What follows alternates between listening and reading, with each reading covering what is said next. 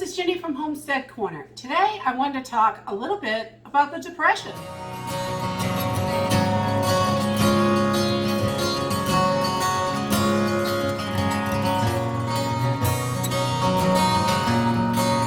I think it's really important for us to take a little bit of time and look back at how they got through the Great Depression.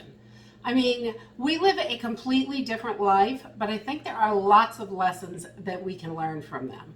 They made it through some of the toughest times in America, and some of them did great, even on just a shoestring. So one of the things I look at when I look back, stories that I've heard from my grandparents, from family members, I mean, there's a lot of information out there too, but they had a completely different food system than we have today. We are so used to relying on the grocery store. Food is trucked all over the country all the time, and we rely on that. We're used to it. And they did not have that. They didn't have grocery stores like we have today. Those didn't come into play until after the Depression. And during the Depression, they depended on their little victory gardens, or other people called them depression gardens. And, you know, depends on who you talk to. They called them different things. And they also got food from local farmers. I mean, their food was local as local could be, because that's what they had access to. So I think it's important for us to take, you know, that into consideration, and being more reliant on ourselves, and branching out maybe to other local farms around you. I think it is a great idea to do that. We should all be growing what we can, a little depression garden or victory garden. We should all be growing what we can, even if it's just a couple containers.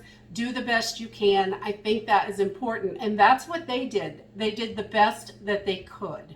One of my great-grandfathers had a farm here, and he had a pretty good sized farm. They raised cows and, you know, huge gardens and stuff like that.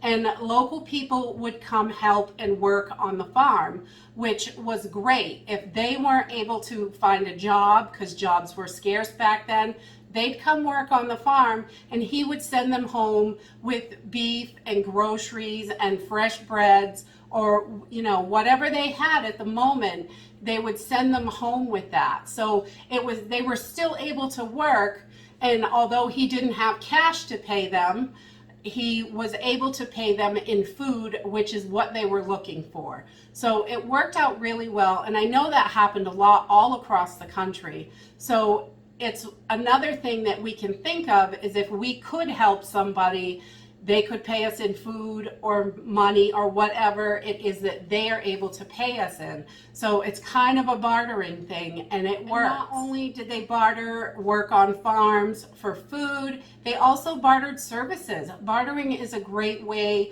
to get your needs met and help someone else get their needs met. You both can work together. If I need a piece of furniture built, I might have some extra vegetables, or I might be able to sew for the neighbor. They might not have the ability to sew. So stuff like that, trading skills. You know, I might need someone to help cover a window, or, you know, it could be anything. Whatever kind of thing it is that you're looking for, there's probably someone out there looking for a skill that you have. So you could trade those skills, and bartering like that just helps everybody. Another thing that they did back then that we don't see a lot of today, there are some people that do it, is making the things that you need, doing it yourself.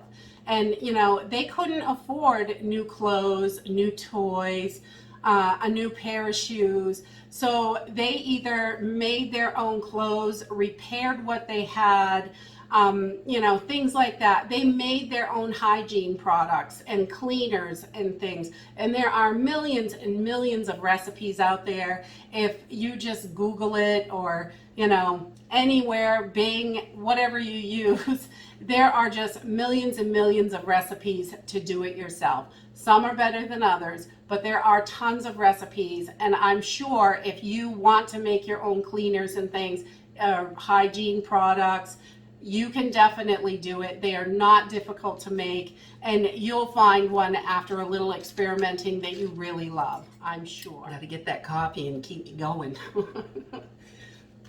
So another thing that they did a lot was fix it yourself. They fixed everything. They didn't throw stuff away. If something wasn't working quite right, they fixed it. I mean, today, ask my dad, he'll tell you, duct tape and WD-40, you can fix anything. But seriously, there are so many things that you can fix. You know, instead of throwing away something that's not working quite right and buying a new one, because we are such a throwaway society. I think it's important to remember that we can repair things, we can get things fixed, and not just toss them out. You know, if the dishwasher's not draining right or the plumbing isn't working right, there are lots of videos out there and books. You can fix it yourself. And if you just take the time, lots of people, you'd be surprised what you can do if you really had to and you really try at it. It really is amazing. Another thing that they did was they bought things that lasted. I love a great deal, and everybody I know loves to get a bargain on stuff, but sometimes you have to pay a little bit more up front to make it a better deal in the long run. I mean, let's take cast iron for example. It costs a little bit more than the pans at Walmart, but you never have to replace those pans. As long as you take care of them, they are going to last for your lifetime and your children's. That's one of the things, is if we buy stuff that it might cost a little bit more up front, but it is going to save us in the long run. I can't even tell you the last time I bought a pan. We use cast iron and stainless steel. That's like all we use. I like those. My parents bought me a stainless steel set close to 20 years ago, and I still use it all the time. It's nice and shiny. We make sure we take care of it. It is good and clean. It's got nice thick bottoms. They were a little bit expensive, but they last. And the cast iron, it just lasts and lasts and lasts. And it's easy to repair if anything goes wrong with it, if it rusts.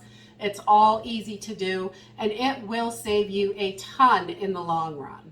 They also reused everything. They reused everything they could reuse.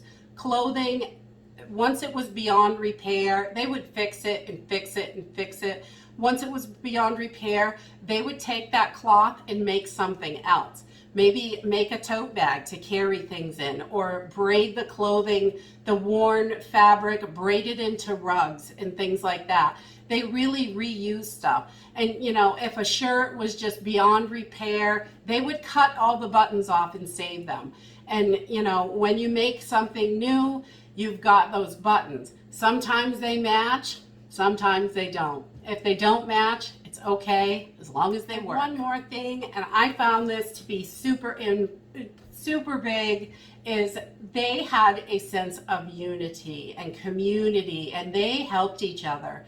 These people really, when you look back, they helped each other. If someone's family had something happen, the whole community would get together. And maybe you can't afford to take $100 to go help somebody, but if everybody chips in, you know, a potato or a meal or whatever they can chip in, because some people can do a little more than others. And even if it's just one little thing or just a little bit of your time, you know, helping each other was a really big deal back then. That's how they got through. A lot of people wouldn't have made it if someone didn't help them. And sometimes we all need a little bit of help. And I think that community, really, when they came out of the Great Depression, they were unified. They were America was very unified. They made it through this horrible time, and they came out on top. And I think that is so important. If we just band together and help each other through hard times, it will really make a difference. And even if it's just a couple hours in your community, or helping the lady across the street or down the road, all of it helps and all of it matters. And that's it for today. If you like this video, give me a thumbs up. If you're subscribed, thank you. And if you're not, we would love to have you join our family here. And I will see you in the next video. Bye.